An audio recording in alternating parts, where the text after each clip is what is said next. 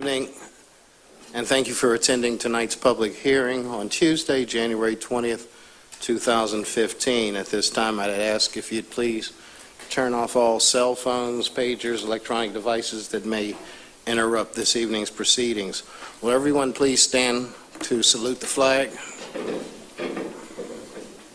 I pledge allegiance to the flag of the United States of America and to the republic for which it stands, one nation, under God, indivisible, with liberty and justice for all.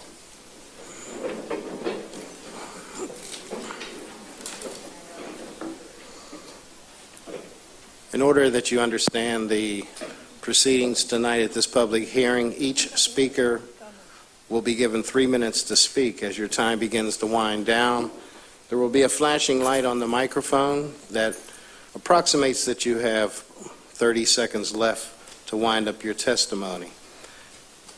As soon as the 3 minutes is concluded, the microphone will turn off. Speakers who arrive late for the public hearing will be given the opportunity to speak after all speakers present have spoken. This evening's public hearing will be moderated by Erica Fairby Jones. In order to better accommodate all speakers, the speaker's podium is located by the center doors where the center steps are located. As your name is called, we'd ask that you please go out into the hall and ready yourself to give your testimony. The microphone is powerful enough, there's no need to bend over it. We'll pick up your voice as long as you push the button and it starts going. Ms. Jones will call speakers one at a time. And as we mentioned, we ask that when your name is called that you please go out in the hallway in the order that your name has been announced. When it's your time to speak, a member of the administration will come up to you and get copies of your testimony to be distributed to board members. Ms. Jones, please proceed with calling our first speaker. Thank you so much, Mr. Sumter.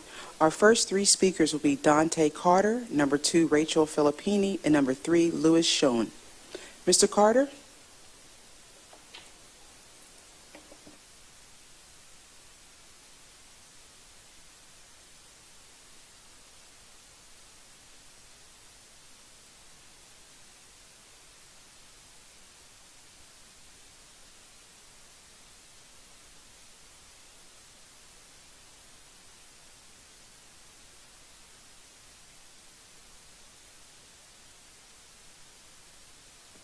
Good evening, board members.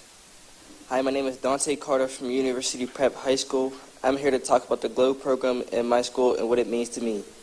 The GLOW program is a place after school for me to go for homework help, a place to hang out and talk to friends and even talk about the world, about the life and the deaths of African Americans. I enjoy my time in the GLOW program because inside the Unity Circle, which means we all gather around in a huge circle to start the program. In the Unity Circle, we play African drums and learn African rhythms that they will play in Africa. We would have Mr. RJ would do a spoken word or raps. Sometimes I would go and also do spoken word, and everybody enjoys it. In the Unity Circles, sometimes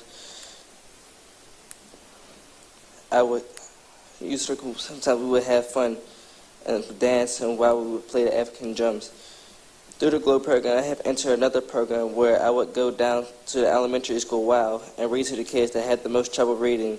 What we do is encourage the kids to read when they're at home with their parents so they don't just read when they're with us, because our goal is to help the kids get back on the same level as their classmates.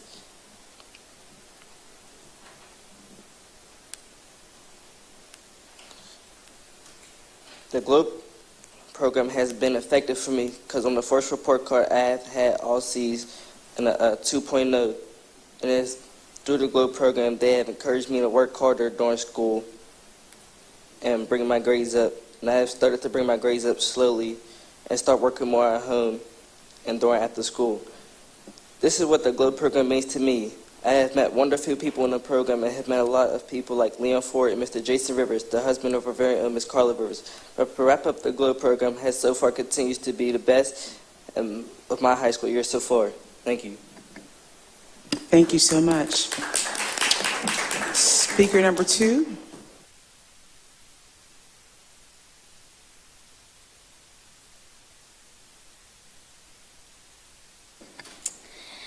Thank you very much for the opportunity to speak this evening. My name is Rachel Filippini, and I'm the Executive Director of the Group Against Smog and Pollution, or GASP. For more than 45 years, we've worked to improve air quality in southwestern Pennsylvania through education, advocacy, and litigation. One of the causes of our region's air pollution is diesel emissions, and one of the sources of the diesel emissions are school buses. For many years now, we have worked with Pittsburgh Public Schools to reduce emissions from school buses that seriously impact student, driver, and community health. You may recall our work to establish the Healthy School Bus Fund, and more recently, our support of including a requirement in the contracts you have with the school bus companies that school buses clean up, which involves using retrofit or new buses within 5 years.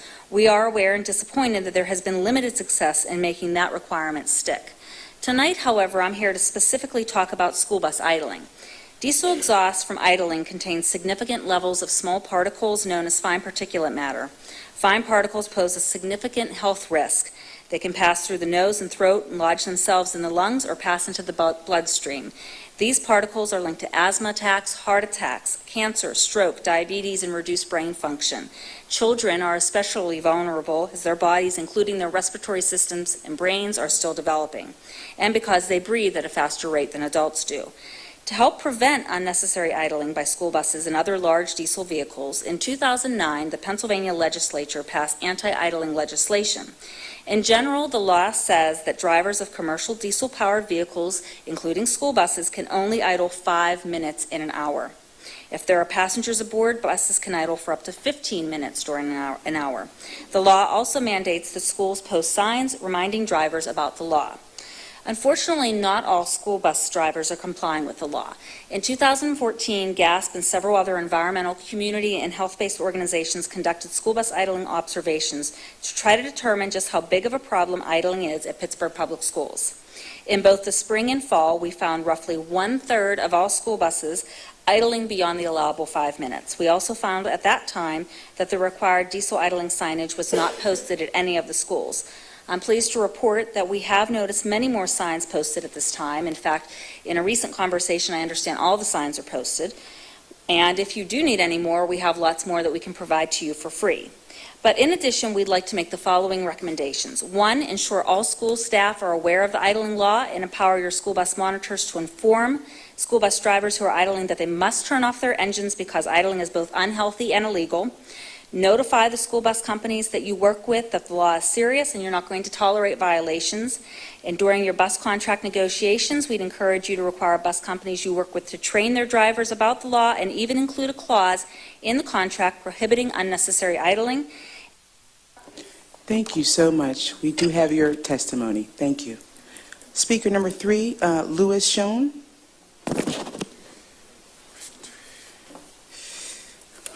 Our next 4 speakers will be Terea Franklin, number 5, Parrish Crawford, and number 6, Mr. John Canny. Number 4, Ms. Franklin.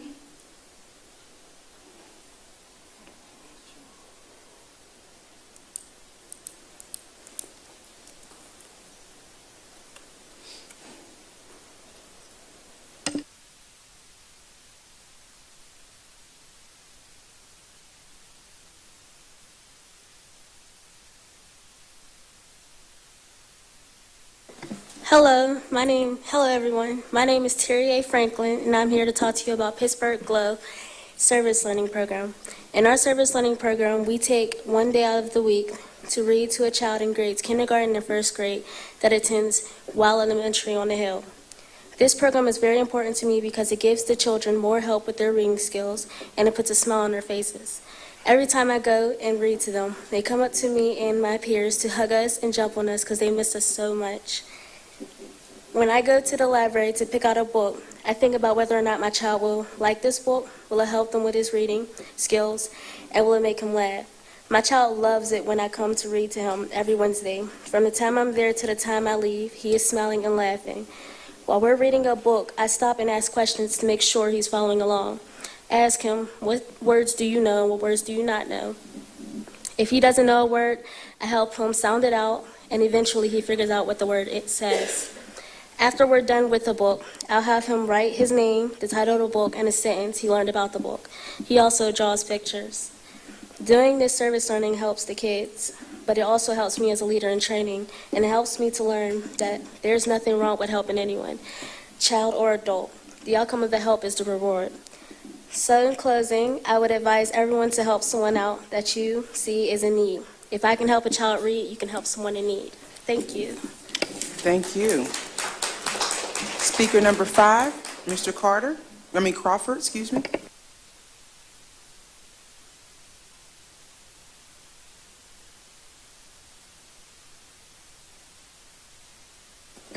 Good evening, everyone.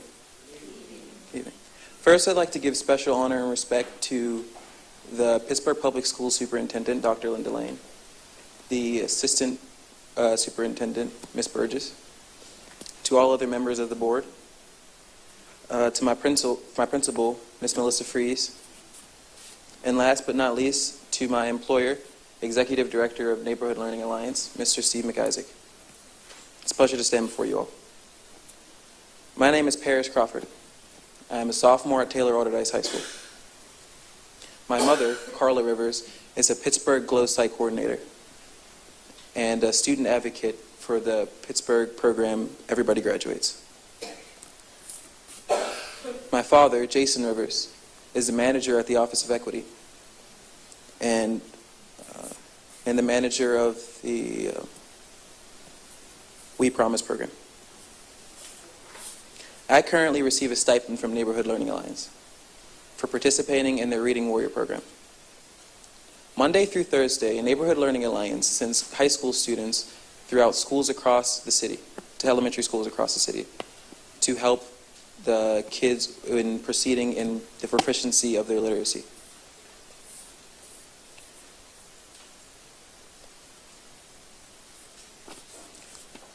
This is a process that allows high school students such as myself to experience the importance of selflessness and giving back to the community. This also allows many young African American children to witness positive role models in action. It is not too far-fetched to say that from coming from these broken and underprivileged communities, that our program is a highlight part of their day, every day.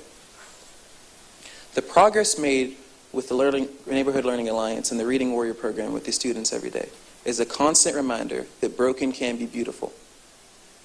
For the world's greatest wonders were found in pieces. Thank you. Thank you.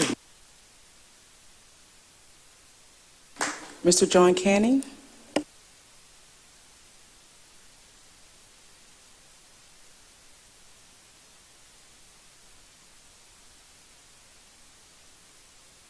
Good evening.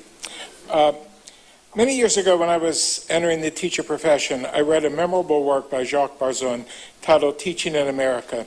And one of his central points was to look at teaching as a craft, and every year provides an opportunity for that craft to be honed and improved.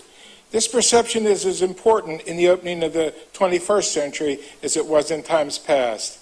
For the past several years, a number of my Northside neighbors, who as members of our Northside Leadership Education Committee, have come to speak to you, and I'm sure you sometimes get tired of us. Directors of our desire to improve the programs in the environments in all the public schools in our part of the city. And I thank you for listening to our concerns. This evening, I'd like to speak to you about the critical importance of continuity of administrative leadership in those schools. I'm speaking here of building principals. Building principals should be both the educational leaders in the school as well as the one individual that creates and supports a stable and supportive environment for teachers and students alike. Indeed, they set the stage for teachers to work their craft, for students to feel secure, and for parents to develop relationships with the person in charge. Over time, we've noticed frequent changing of school principals, and that significantly undermines the effective working of a school. And I'm here tonight to say that that should stop. Several of Northside schools have experienced the district's seemingly inability to encourage and foster continuity of building principals. Frequent turnover of building leadership seems to be accompanied with frequent turnover of teaching staff. Simply put, this pattern is not a good place for the craft of teaching to be strengthened, nor for the best possible learning environments for our children. I would encourage you as a school board to work with Dr. Lane and the central administrative staff to work diligently to minimize the negative effect that comes from a pattern of shifting building leaderships. I am certain that we Northside folks are no different than residents throughout the city who want every school to have a stable staff of skilled and experienced administrators and teachers. And I thank you this evening for listening and the time you spend, because I know you spend a lot of time on the very serious business of educating the generation for the 21st century. Thank you. Thank you so much. Speaker number 7, Chelsea Holmes. Good evening, and thank you for the opportunity to speak at this meeting. My name is Chelsea Holmes, and I am the program coordinator at Women for a Healthy Environment. Our organization's mission is to educate and empower the community about environmental health risks and to advocate for policy solutions that better protect our health. Our work includes creating healthy homes, healthy workplaces, and healthy schools. During the last 5 years, Women for a Healthy Environment has delivered environmental health curricula to Pittsburgh Public Schools, including Oliver Citywide Academy, Alderdice, and Westinghouse High Schools. In addition, Women for a Healthy Environment has worked with students from all of the high schools through its summer programming.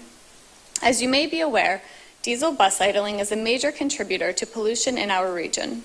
Diesel exhaust is a complex mixture of thousands of gases and fine particles, commonly known as soot, that contains more than 40 toxic air contaminants.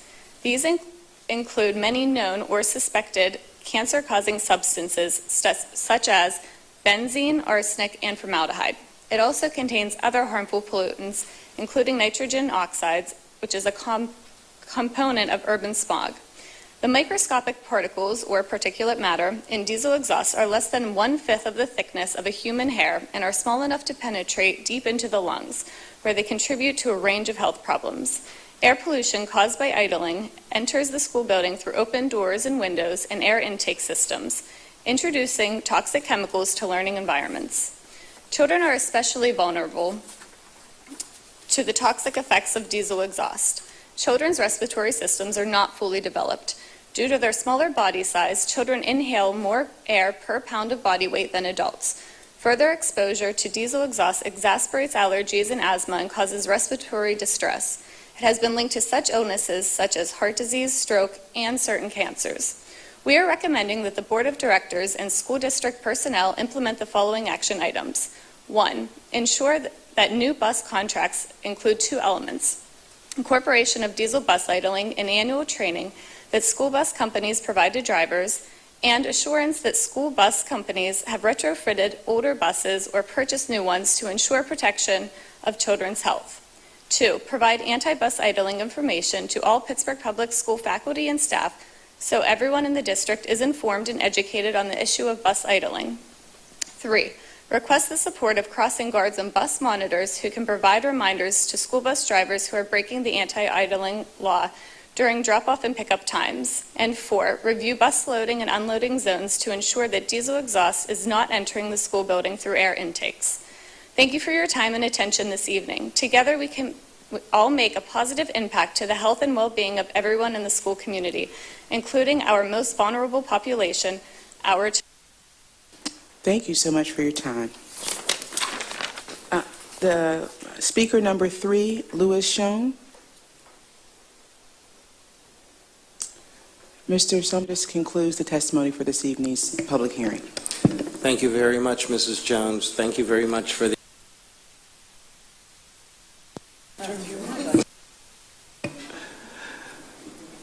This public hearing is now adjourned.